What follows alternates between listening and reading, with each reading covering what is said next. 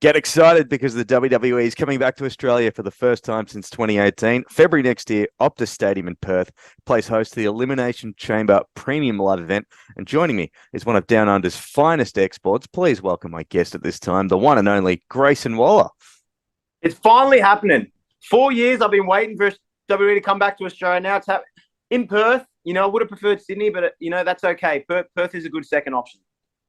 Well, mate, it's a hell of a venue because it's hosted some pretty big sporting events, AFL Grand Final, State of Origin, concerts like Ed Sheeran, Taylor Swift, Eminem, Red Hot Chili Peppers. I mean, it's like a modern day Coliseum. And I know you've got a lot of experience in dominating at a Coliseum. So how do you reckon an edition of the Grayson Waller effect would go in front of 70,000 strong here in Australia?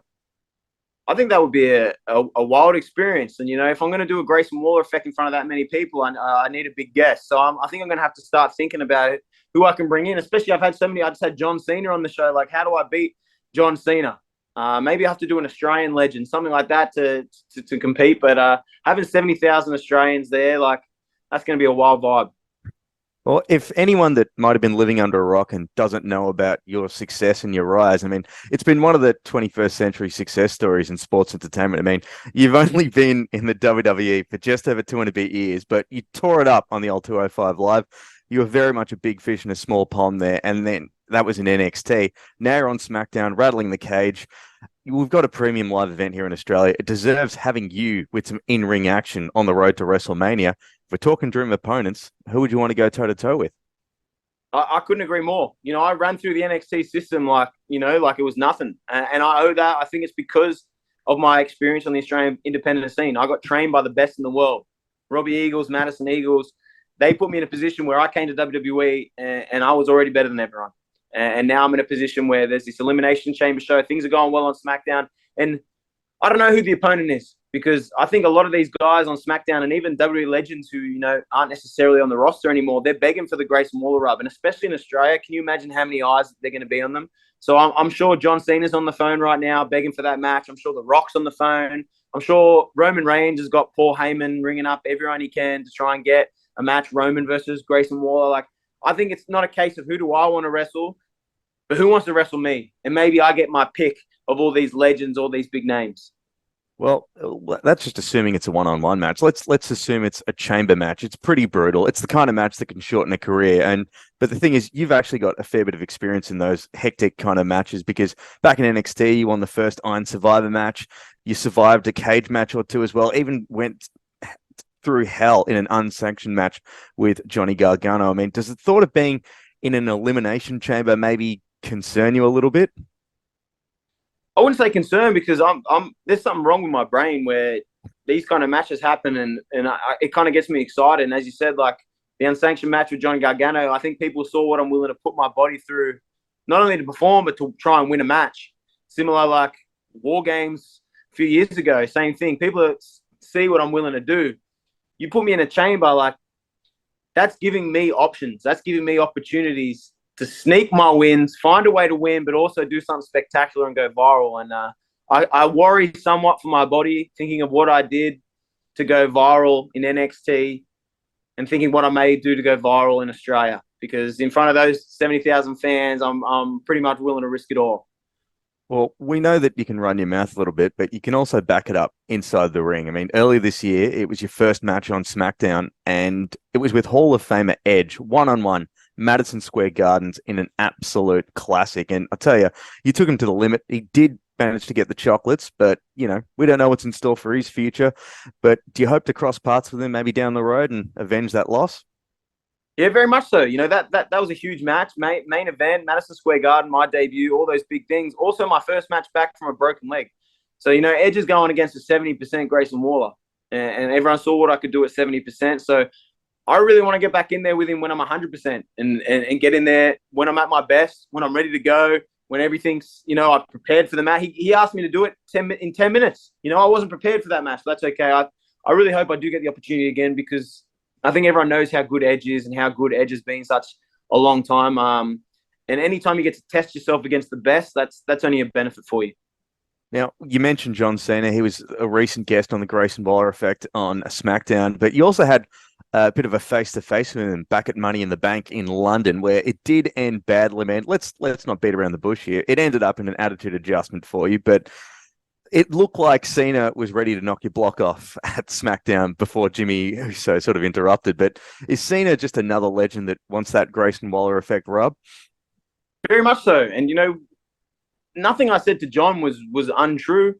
He's had this big comeback tour. Everyone's so excited, and he hasn't wrestled once. He's telling all these fans, I'm coming back, I'm doing all these shows, and you haven't had a match?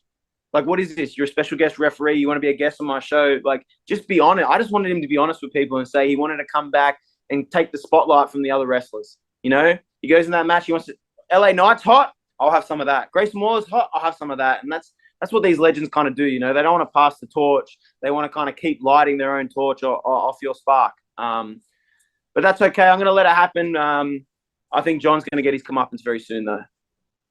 I want to just quickly segue to LA Knight because you just mentioned him then, but he's pretty hot on SmackDown right now, probably one of the most popular dudes there. But for those that don't know, you guys actually crossed paths in NXT and you've actually beaten him as well. So do you reckon there's a chance that we might see you two go head to head on the blue brand somewhere in the future, or is he staying out of your way? Well, it's a funny thing that if anyone was a big fan of, NXT 2.0 when it started up, like everyone hated LA Knight. No one liked LA Knight. Then all of a sudden he starts getting there with Grayson Waller, and all of a sudden people start cheering him. Yeah, all that dumb stuff that he does. Like, that's because of me. If it wasn't for me, he never would have done that. And I don't think anything that he's achieving right now would have happened without me. But I think it's a case where I think myself and LA are probably on a path finding each other again, because we just can't help ourselves. We're very similar. We like to talk. We like to say horrendous things about each other. And at the end of the day, that's entertaining television. So we might not like each other, but I think there's some fun to be had on SmackDown. Yeah. Now, looking ahead towards Elimination Chamber Perth, a lot of Aussies in the WWE now. So this will kind of be like a homecoming of sorts for them. But you're a Sydney guy, but for one night, do you reckon you'd be willing to be adopted as a Western Australian, sort of give the locals something to cheer about? Yeah. A few years ago, I would say no. I would say I'm a Sydney guy. I don't want anyone who's drinking the Perth water to support me. I watched the UFC recently. Volkanovski had his title fight there, and the way the Perth crowd got behind him, he's a Wollongong boy. That crowd was insane. I watched that at home and just feeling that vibe of his entrance, and they were behind him the whole time. Like, it kind of shows you that as Australians, like, we always joke about Sydney, Melbourne, Queensland, who's better. Everyone kind of hates each other. But when it comes to a stage where there's an Australian in a prominent position, whether it's sport or whatever it is, the Aussies get behind them. So for one night only, I'm assuming too, when tickets go on sale, I'm assuming they're going to go quick. So people got to get on WWE.com and try and get on this pre-register list. But I don't think it's just going to be people from Perth there. I already got mates from Sydney, people from Melbourne, Queensland. I think it's going to be all of Australia, all the WWE fans, all congregating together and celebrating Australian wrestling at Optus Stadium. So I don't think I'm going to be a Perth guy for the night. I think I'm going to be an Aussie for the night. Yeah, it's looking that way. It's going to be absolutely mega. But, man, before I let you go, I want to quickly talk to you about another sport. We'll talk a bit of footy because we are getting to the pointy end. Who's your tip for the NRL Grand Final? We're down to the final four. Panthers, Storm, Broncos, or the Warriors? Well, yeah, unfortunately, my Roosters had a real good run at the end of the year. All of a sudden, we were down and out, and all of a sudden we made the final. I still think we should have beaten Melbourne. Harry Grant knocks on.